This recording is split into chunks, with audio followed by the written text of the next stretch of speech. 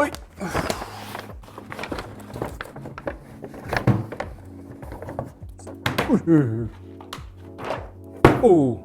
Hello， 大家好，我是王炯，欢迎收看本期小白测评。今天我们又在第一时间为大家带来苹果2021年秋季发布会的 Pad 类的两个产品 ，iPad mini 6和iPad mini 6和 iPad 2021，也就是 iPad 9。现在录制视频的时间是北京时间的凌晨2点 ，iPad mini 好好跟大家聊一聊，看看它是不是最近的一个真香平板。记得3连本视频点赞收藏投一笔。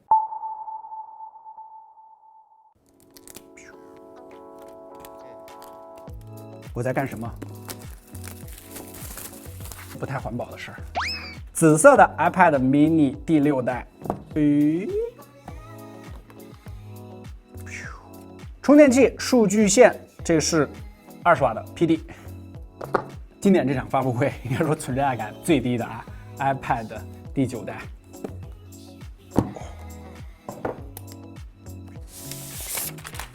灰色的版本。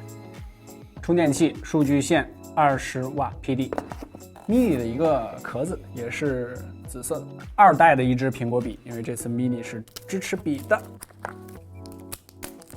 如果你恰巧实力雄厚比如说你 iPad Pro 你之前有2代笔了就不用再买一支。先聊几句这 iPad 9，我们这个是上一代的这完全没有任何变化，在外观 ID 方面，它们的配件呢也都是通用的。WiFi 版本呢比之前轻了3克，蜂窝版本呢比之前重了3克，基本都是一样的就是差不多1斤的这个重量。然后10.2寸60赫兹的屏幕，它还是一个非贴合的屏幕。然后 PPI 呢是264在这么大这个屏幕上呢也确实不是太高，但是这次它是支持了原彩显示2019年发布的 A13 的处理器，这可以说是它这次最大的一个更新。然后综合性能呢，我们查看了一下数据库基本上就是888当然它这个散热肯定比888要好很多它的这个体积也更大嘛，这不是一种产品形态我只是说这个性能方面。价格方面呢24999几，其实在发布前夕很多小伙伴应该也看到了，就是苹果在全部的应该说是官方渠道把这个 iPad 8全部都给下掉了现在都换成了这个 iPad 9，面向于这种非常轻度的用户，比如说就是上个网课家里的孩子，然后当一个学习平板来用其实它是可以胜任的这个它还有这个64G 的版本，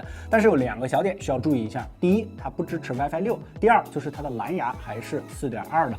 本期的重头戏我心心念念就是我自己真的是非常喜欢 iPad mini 这个产品，就是之前我也是自己用了好长一段时间。我们这还是紫色的版本，其实今年全系包括这个13的这个手机，它这个灰度都是比较高的，也是那种可男生可女生都没有问题的一个紫色，就并没有那么的艳丽比较金属灰的那种感觉。然后326的这个 PPI， 500尼特的这个亮度，它是 LCD 这个屏幕，所以说不支持这个峰值亮度，就是再拉升Liquid 60赫兹。高刷这块其实我还真期待了一下，相对于比如说24或者说这个 iPad 9当然它价格也比较便宜就是屏幕小一点你对这个高刷的感知程度是要更强的，就比如说手机对吧？但是你在用这个 iPad Pro 的时候，你那么大这个高刷的这个感知程度，或者说这个大的这个电视没有那么强，我特别希望它上高刷，但是这次没有上。非常巧关于高刷这个问题，我们在和苹果全球产品营销副总裁 Tom Boger 和市场营销总监 Stephen Tona 的专访中正好问到了这个问题，来看看当时我们是怎么聊的。这 iPad mini 呢，它是一个非常受欢迎的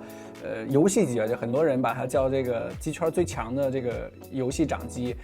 高刷新率呢，其实对于游戏玩家来说呢是非常有吸引力的我们看到这次这个 iPhone 13上13 Pro 上面也加入了这个 Promotion。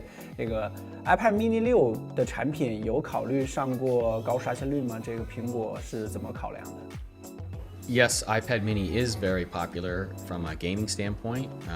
One of the reasons why is its size. Again, it's a theme we keep coming back to that makes iPad mini so unique, is its size and just the reachability of getting to the controls because of the size of the system.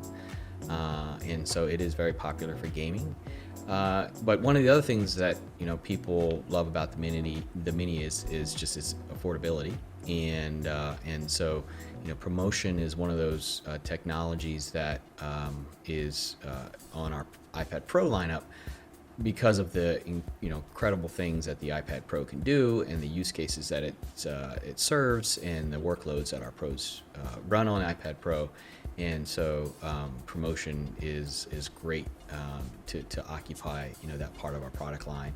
And You know, the screen on the Mini is fantastic screen, from its brightness to its resolution to the fact that it's got, you know, industry-leading low reflectivity, and it's just a really great gaming experience that you can take with you wherever you go.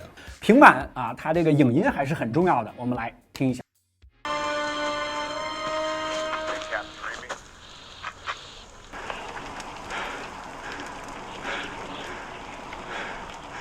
Captain Sam, can you hear me?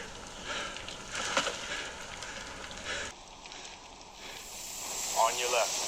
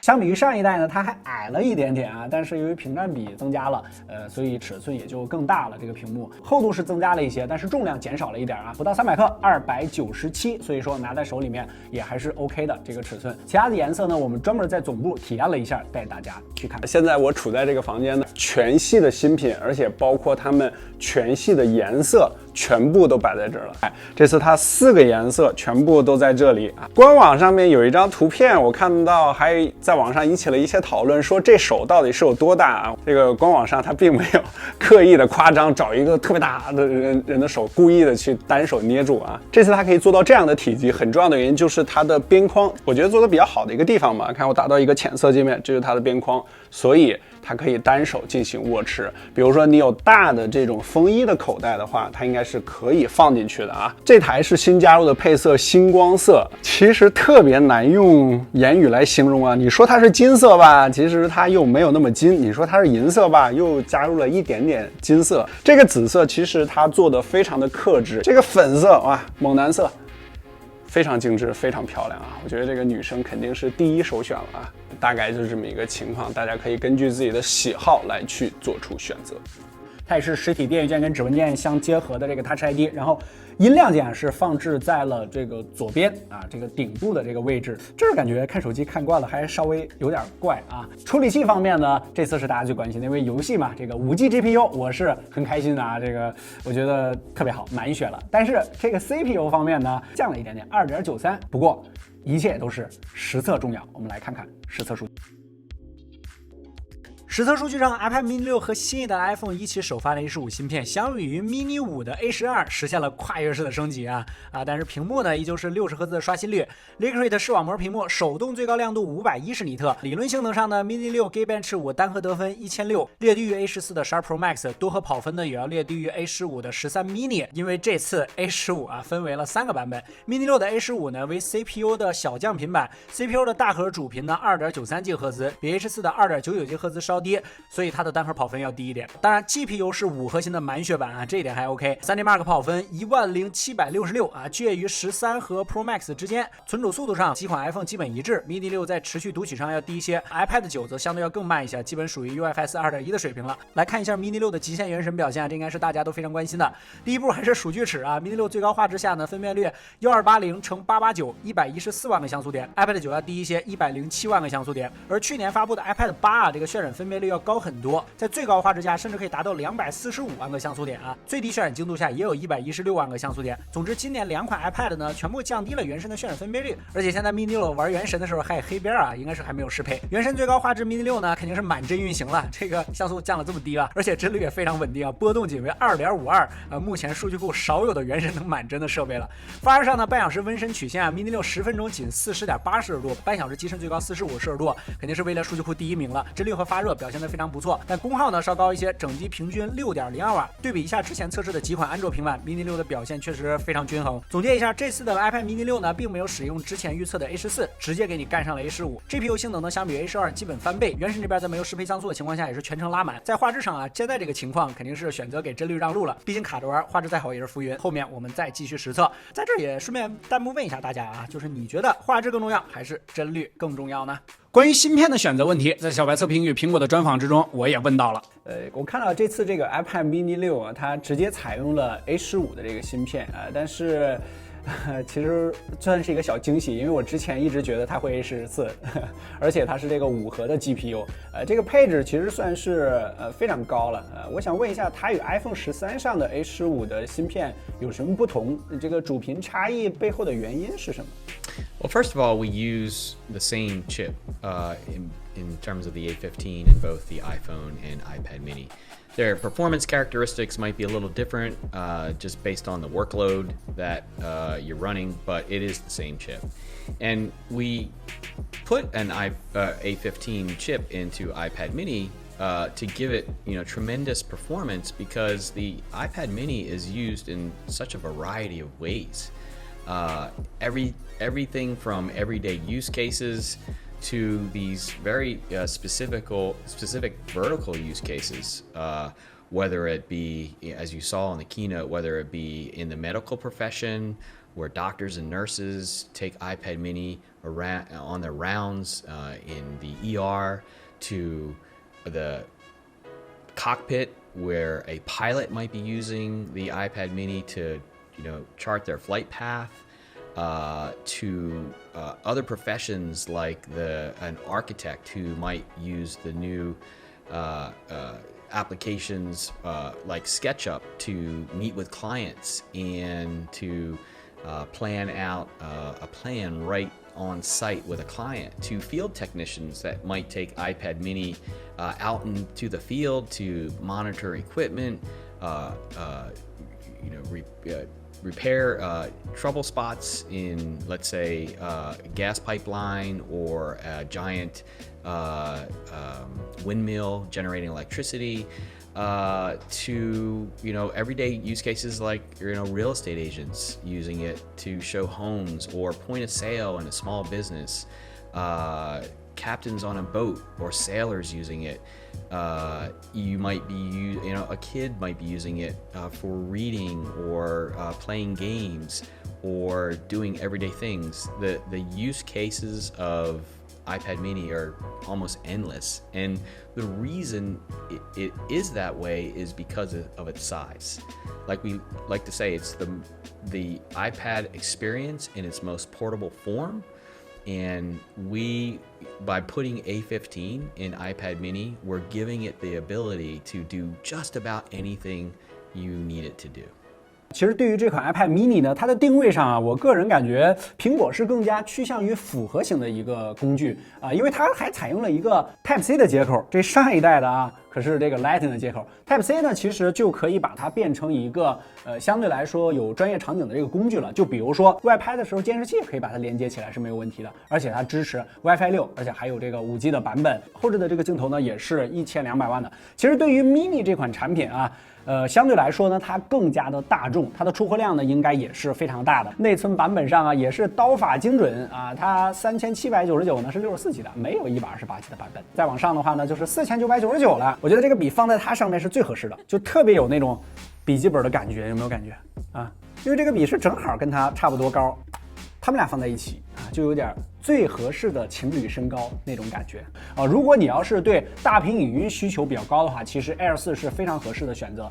如果你带 Air 4，或者说你带这个 iPad Pro 的这个11寸的这个版本的话啊，经常我就会纠结一个问题，我有这个重量，有这个尺寸，是不是可以带一个笔记本电脑了？但是如果要是没有什么办公场景的话，我完全可以带 mini 啊，这个是没有问题的。我经常看到有些弹幕或者评论啊，说啊有这个钱，或者说多少钱我就去买这 Air 4了 iPad Pro 了。这个就是典型的大家的需求都是不一样的嘛，对吧？我就希望它小一点，这个便携性一些，我看个电子书啊，或者说看个漫画啊，随时掏出来我就可以用。但是上面那2个大哥明显便携性的需求又不足了。当然，这个要看大家各自的倾向和喜好啊。64G 的话呢，确实有点小，但是如果你只打游戏不存其他东西的话，勉勉强强吧。OK， 综合下来呢，这台 mini 6啊，除了这个没有128G 的版本啊，这个现在看下来各方面都还是 OK 的。如果10分的话啊，你给几分呢？可以走一波弹幕。哦，对了，我们这儿还有一个小小的这个保护壳啊，其实有不止一个小伙伴问过我们了，就是会不会官方再给这个 mini 呢加一个那种带键盘的啊，就是跟这个 Pro 一样啊，这样的一个保护壳，我觉得可能性会比较小，因为它确实尺寸比较小了。但是我个人还是感觉这个，如果你要轻办公的话，它的屏幕尺寸又小了一些，就不如 Air 4了。OK， 差不多就跟大家聊到这儿。这个软件方面呢，其实就都是一样的，全部都可以通用啊，都没有什么问题。Pad 类的产品，大家再有什么想让我们分享的，想让我们聊的，欢迎在下方留言，然后或者说私信或者弹幕发给我们。更多任何精彩，大家在全网搜索关注小白测评，佛观点点，小白测评，我们下期视频再见，拜拜。